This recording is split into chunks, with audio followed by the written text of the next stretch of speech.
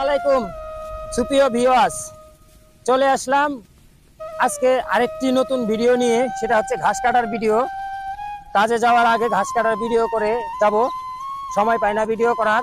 গরিব মানুষ বুঝে নিত, অভাবী সংসার, ভিডিও করতে গেলে পেটে ভাত জোটে না, পেটে ভাত জোগাইতে গেলে ভিডিও করতে পারি না। এই কারণে সকালবেলায় ভিডিও করে কাজে চলে যাচ্ছি। তো আজকে ভিডিও ঘাস কাটতে যাচ্ছি, তো চলুন আপনাদেরকে দেখাবো কিভাবে।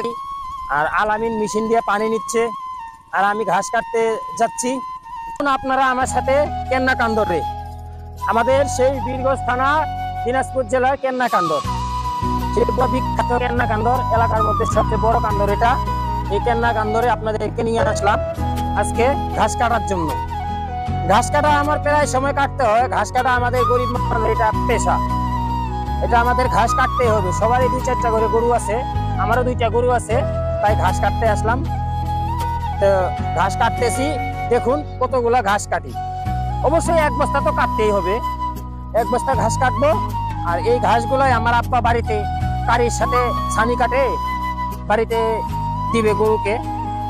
আর আব্বা তো বয়স্ক লোক, ঘাস কাটতে পারে না, অনেক কষ্ট হয়। বাবার কষ্টের জন্য ঘাস কাটতে আসলাম। বাবা অনেক কষ্ট করে আমাদেরকে বড় করছে, এখনো যদি পরিশ্রম করে। এই কারণে চিন্তা করলাম যে যা, আমার একটু কষ্ট হোক, বাবা যেন ভালো থাকে। এই কারণে ঘাস কাটতে আসলাম। এই ভিডিওটা সবাই দেখবেন। আমি ঘাস কাটতেছি, এখন সকালবেলা ঘাস কাটতেছি, সারিবদ্ধভাবে ঘাসের মুঠাগুলা তুলছি। আর এখানে বসে বসে ড্রেনটা কাটতেছি। কান্দরে এরকম ঘাস নাই, আমাদের এলাকায় সবাই গরু পুষে, তো এই কারণে সবাই ঘাস কাটে। এই কারণে কান্দরে ঘাস থাকে না। যেমন আমি সকালবেলা ঘাস কাটতে আসলাম কাজে যাওয়ার আগে। প্রতিদিন 1 বস্তা করে ঘাস কাটবো কাজে যাওয়ার আগে।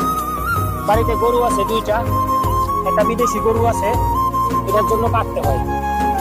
এই কারণে সকালবেলা করে 1 বস্তা ঘাস কাটে কাজে যাই, তাহলে সারাদিন গরুর জন্য টেনশন করতে হয় না। ছানি কাটে দিলে সুন্দর খায়। আর এই জমিটা ওই যে আপনাদেরকে বলছিলাম, আমার কাকুর 4 বিঘা তাক, আমার বড় আব্বার সেই 4 বিঘা তাক।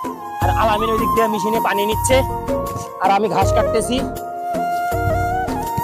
চলে যাবো রাজমিস্ত্রির কাজে। তো চিন্তা করলাম কখন আসবো কাজ থেকে, আর সময় পাই না পাই, এগুলা কাজ তো সন্ধ্যা হয়ে যায়, দূরে কাজ করবো। তো এই কারণে ঘাসটা কেটে তারপরে কাজে যাব। এখন ঘাসটা আইলটা কাটা শেষ। এখন আমি ঘাসগুলা জড়ো করব, এক জায়গায় ঘাসগুলা জড়ো করব, জড়ো করে বস্তায় ভরবো, বস্তায় ভরে বাড়িতে চলে যাব। তো পুরো ভিডিওটা আপনারা দেখবেন। আর Rahmat Ali YouTube channel, Facebook page subscribe করবেন। রহমত আলী ইউটিউব চ্যানেলটা লাইক করবেন, শেয়ার করবেন। আর আমাদের ফেসবুক পেজও আছে, রহমত আলী এমডি রহমত আলী ফেসবুক পেজটি ফলো করবেন। মোটামুটি আইলটার মধ্যে ভালোই ঘাস হয়েছে, বস্তাটা ভরে যাবে ইনশাল্লাহ। সময় লাগলো না ঘাসগুলা কাটতে। এখন বস্তাটা ভরতেছি, বস্তাটা ভরে বাড়িতে চলে যাব। কাজের সময় হয়ে গেছে, কাজে যাইতে হবে। আমরা গরিব মানুষরা আমরা যারা দরিদ্র ফ্যামিলির লোক, আমরা এভাবেই চলি, এভাবেই কাজ করতে হয়। হাজিরা যে কোনো কাজের পাশাপাশি বাড়িতে গরুর খাদ্য ব্যবস্থা করতে হয়, ধান ধরতে মাঠ থেকে ঘাস কাটতে হয়, অনেক সময় ভুট্টার পাতা ভাঙতে হয় গরুর জন্য। আমাদের গ্রামের কাজ এগুলাই, শুধু আমি না, আমার মতো সবাই এগুলাই কাজ করে। প্রায় ভরিয়ে যাবে, বস্তা ভরলে বাড়িতে চলে যাব। বাড়িতে যেয়ে খাওয়া দাওয়া খেয়ে চলে যাব রাজমিস্ত্রির কাজে। শেষ, বস্তাটা ভরে গেছে। এখন ভালো থাকবেন সবাই। আর রহমত আলী ইউটিউব চ্যানেলটি, ফেসবুক পেজটি ফলো করবেন। সে পর্যন্ত সবাই ভালো থাকবেন। আসসালামু আলাইকুম।